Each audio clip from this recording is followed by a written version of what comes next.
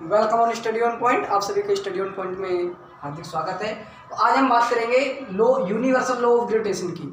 ठीक है, universal law of gravitation क्या होता है।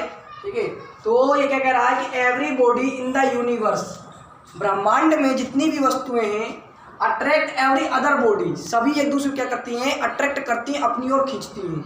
ब्रह्मांड में जितनी वस्तुएं हैं सभी एक दूसरे को अपनी ओर खींचती है। मान लो एक वस्तु हमारी ए है, एक वस्तु हमारी बी है, ये इसको अपनी तरफ खींच रही है, इसको अपनी तरफ खींच रही है। ठीक है, तो ब्रह्मांड में जितनी वस्तुएं सभी एक दूसरे को अपनी ओर क्या करती हैं, अट्रैक्ट करती हैं विथ अ फोर्स, एक बल के साथ। किसके साथ? विथ अ फोर्स, एक बल लगाती है दोनों एक दूसरे पर। वो बल क्या होता है कि डायरेक्टली प्रोपोर्शनल होता है to the product of their masses. जो बॉडी होती है उनका जो मास होता है, ठीक है, जैसे कि हमारा m1 है, इस बॉडी का मास a का और बॉडी बी का मास m2 है।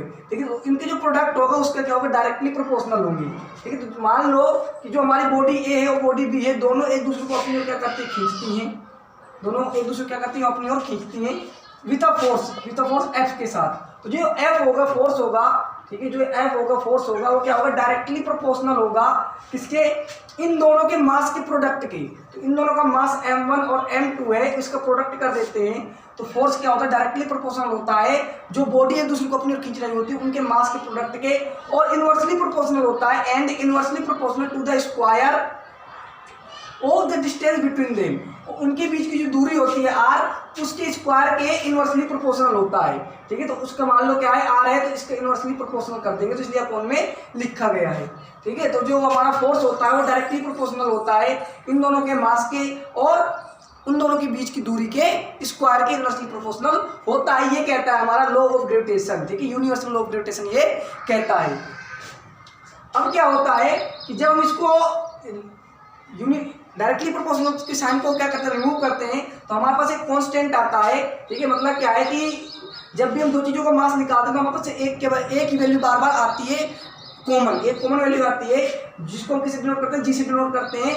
वो वैल्यू क्या है हमारी 6.67 मल्टीप्लाई 10 की power -11 newton meter square per kg square, newton meter square per kg square. ये वैल्यू बार बार कॉमन आती है, इसलिए क्या होता है, इसको ग्रेविटेशनल कांस्टेंट माना गया है, इस जी को। ठीक है, तो जब इसको हटाते हैं तो फोर्स हमारा किसके बराबर हो जाता है, G m1 multiply m2 upon R square. ठीक है, G multiply m1 into m2 upon R square इसके बराबर हो जाता है, जहाँ पर ये जी क्या है, ग्रेविटेशनल कांस्टेंट है। जहाँ पर ये जी क्या है, हमारा ग्रेविटेशनल कांस्टेंट है। इसको कहते हैं यूनिवर्सल लॉ ऑफ ग्रेविटेशन। ठीक है, और ये क्या है, इसको यूनिवर्सल लॉ इस वजह से कहते हैं क्योंकि ये जो हमारा ग्रेविटेशन का लॉ है ये केवल पृथ्वी पर ही लागू नहीं होता, ब्रह्मांड में जितनी भी वस्तुएं हैं सभी एक दूसरे को क्या करती है, अट्रैक्ट करती हैं। और वो क्या होता है, जो फोर्स लगता है, अट्रैक्शन, फोर्स ऑफ अट्रैक्शन होता है, वो उन दोनों बॉडी के मास के डायरेक्टली प्रोपोर्शनल होता है और उनके बीच की दूरी के स्क्वायर के इनवर्सली प्रोपोर्शनल होता है और उसके प्रोडक्ट के डायरेक्टली प्रोपोर्शनल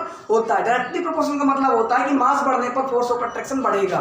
ठीक है, मास बढ़ने पर क्या होता है, फोर्स ऑफ अट्रैक्शन बढ़ता है, और रेडियस बढ़ने पर, उन दोनों के बीच की दूरी बढ़ने पर क्या होता है, फोर्स ऑफ अट्रैक्शन कम होता है, इसलिए उसको इनवर्सली प्रोपोर्शनल कहते हैं।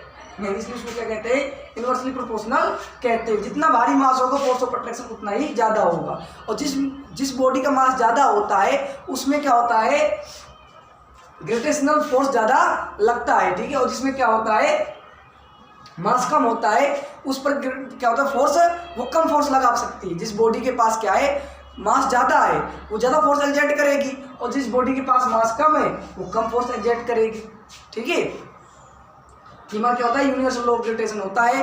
ठीक है, आई होप ये बहुत ही इजी कॉन्सेप्ट है यूनिवर्सल लॉ ऑफ ग्रेविटेशन। ठीक है, इसके बाद हम जो क्वेश्चन है, ठीक है, वो अगले वीडियो में करेंगे। ठीक है, जब तक के लिए आप सभी को धन्यवाद, थैंक यू।